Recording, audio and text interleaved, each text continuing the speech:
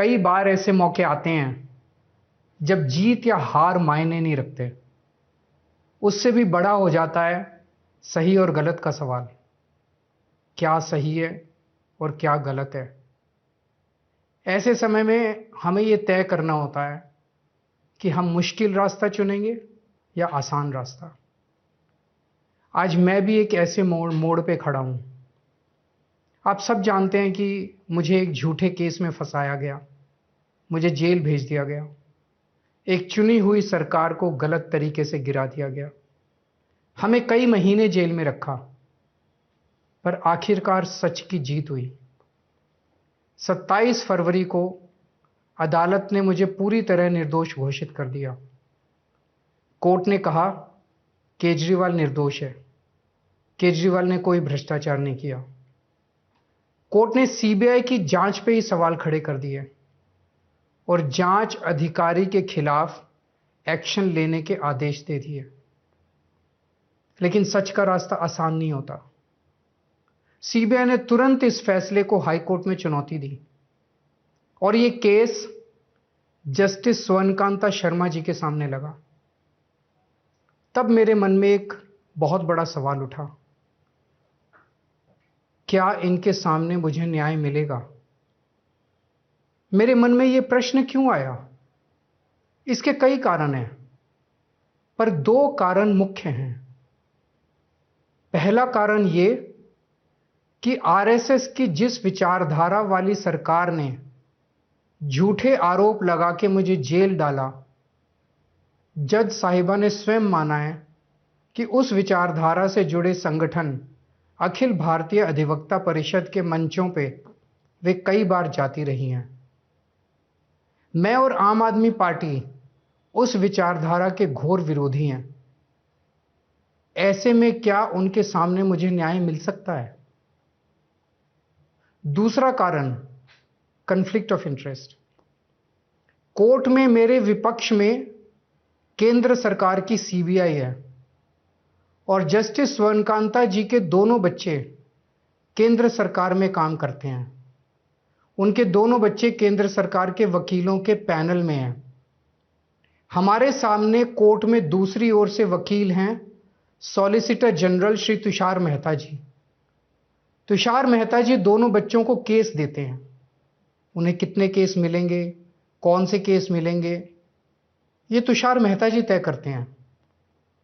भारत सरकार के पैनल में लगभग 700 के करीब वकील हैं, लेकिन जस्टिस स्वर्णकांता जी के बेटे सबसे ज्यादा केस पाने वाले वकीलों में से एक हैं। उनके बेटे को 2023 से 2025 के बीच लगभग 5,904 केस डॉकेट मिले। इससे उनके बेटे को करोड़ों रुपए की फीस मिली। आज की तारीख में उन बच्चों का भविष्य और कमाई दोनों काफी हद तक तुषार मेहता जी पर निर्भर है।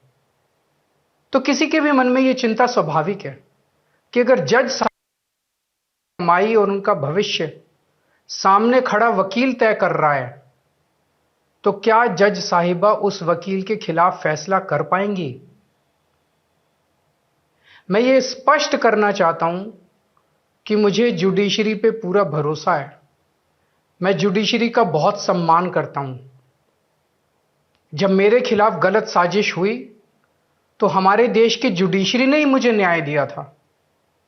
जब मुझे झूठे केस में गिरफ्तार किया गया तो इसी जुडिशरी ने मुझे बेल दी थी। इसी जुडिशरी ने मुझे उसी झूठे केस में दोष मुक्त करार किया है। पिछले 75 वर्षों में जब जब देश पे आंच आई, हमारे देश की जुडिशरी ने देश को बचाया और नागरिकों के हितों की रक्षा की है। मैं जस्टिस स्वर्णकांता जी का भी बहुत सम्मान करता हूं। मुझे उनसे या उनके परिवार से किसी भी प्रकार की कोई व्यक्तिगत आपत्ति नहीं है।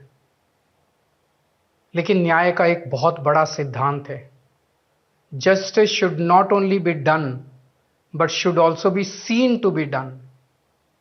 इसलिए मैंने जस्टिस स्वर्णकांता शर्मा जी से पूरे सम्मान के साथ अनुरोध किया कि वो इस कॉन्फ्लिक्ट ऑफ इंटरेस्ट जैसे कारणों की वजह से इस केस से खुद को अलग कर लें। लेकिन उन्होंने मेरी दलीलें खारिज कर दी और फैसला दिया कि वो स्वयं ही ये केस सुनेंगी। आज मेरे सामने सबसे आसान रास्ता है कि मैं उनका आदेश मान लूं और एक बड़ा वकील खड़ा करके उनके सामने अपना केस लड़ूं। पर यह मुद्दा अब सिर्फ मेरे केस का नहीं है, बल्कि आम लोगों के न्याय प्रणाली पर भरोसे का है।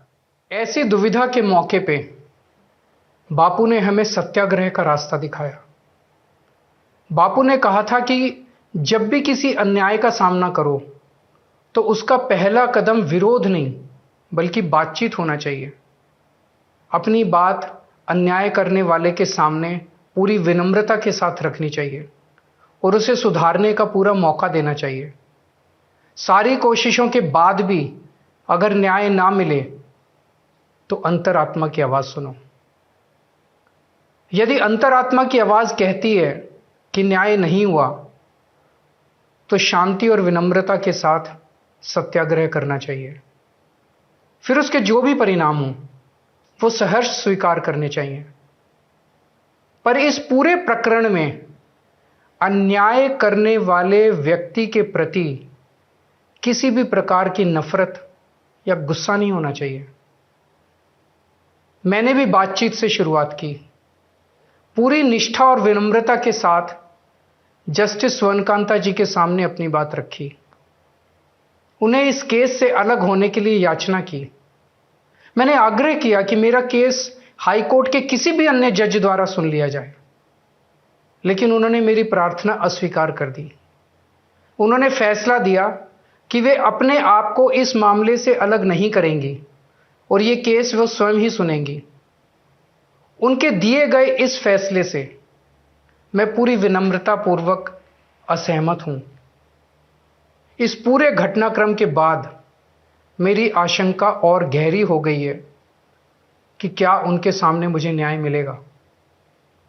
बापू के दिखाए रास्ते पर चलते हुए सत्याग्रह की भावना से अब मैंने फैसला किया है कि मैं इस केस में जस्टिस स्वर्णकांता जी के कोर्ट में ना तो स्वयं पेश होऊंगा और ना ही मेरी तरफ से कोई वकील पैरवी करेगा।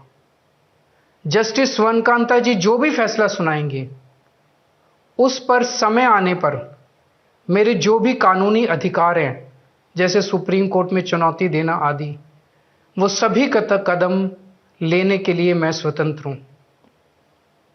ये बात आज मैंने एक पत्र लिखकर जस्टिस स्वर्णकांता जी को भी सूचित कर दिया है।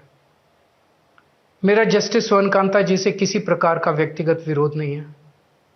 यदि भविष्य में भी कभी उनके सामने मेरा कोई अन्य केस लगता है जिसमें मेरे विरोध में बीजेपी, केंद्र सरकार या तुषार मेहता जी नहीं है, तो मैं उनके समक्ष जरूर पेश होऊंगा। आप पूछ सकते हैं कि यदि मैं जस्टिस स्वर्णकांता जी के रिक्यूजल ऑर्डर से असहमत हूं तो उसके खिलाफ सुप्रीम कोर्ट क्यों नहीं जा रहा? उसकी तैयारी कर रहा हूं। यह पूरा मामला बहुत नाजुक और संवेदनशील है। कानून को ध्यान में रखते हुए, जुडिशरी के सम्मान को ध्यान में रखते हुए और लोगों के न्याय व्यवस्था पर भरोसे को ध्यान में रखते हुए एक एक कदम उठाना है। मैं ये कदम अहंकार या किसी विद्रोह या विरोध की भावना से नहीं उठा रहा। इस कदम के जरिए मेरा मकसद देश की कानून प्रणाली को चुनौती देना भी नहीं है और ना ही मेरा मकसद न्याय व्यवस्था का अपमान करना है। इसी केस में मैंने हर स्टेज पे, हर अदालत में अपना पूरा सहयोग दिया है। मैं न्यायपालिका का बहुत सम्मान करता हूं। इसी न्यायपालिका की वजह से आज मैं आजाद घूम रहा हूं। मेरा सिर्फ और सिर्फ इससे एक ही मकसद है, देश की न्याय व्यवस्था पर लोगों के भरोसे को और मजबूत करना, लोगों में ये अटूट विश्वास भरना कि जरूरत पड़ने पर हमारे देश की न्याय व्यवस्था से उन्हें न्याय जरूर मिलेगा। जय हिंद। तर दिल्ली मद्य घोटाळा खटल्यासंबंधी अरविंद केजरीवाल यांची ही पत्रकार परिषद सुरू होती। न्यायमूर्ती सूर्यकांत यांच्या समोर मी जाणार नाही असं केजरीवाल यांनी या पत्रकार परिषदेमधून म्हटलेलं आहे आणि तशा पद्धतीचं पत्र हे देखील दिलेलं आहे। एबीपी माझा, उघडा डोळे बघा नीट.